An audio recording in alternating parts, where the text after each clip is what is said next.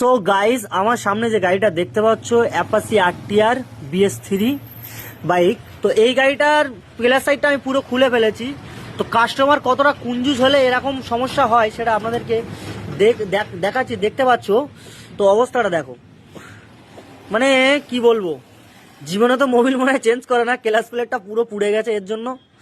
তো ক্লাস প্লেটের অবস্থাটা দেখো গাইস, দেখলে বুঝতে পারবে খাতারনাক, পুরো চেঁচে একদিক থেকে পুরো চলে গেছে।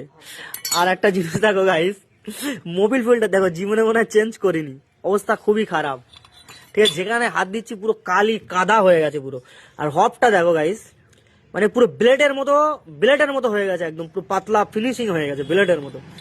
কি খারাপ সিচুয়েশনের মধ্যে গাড়িটা চলছিল। তো গাড়িটা আজকে আমি খুললাম, মানে না খুললে বুঝতে পারতাম না কি অবস্থা এর মধ্যে। সো গাইস দেখতে পাচ্ছ এটা হেডটা পুরো খুলে ফেলেছি।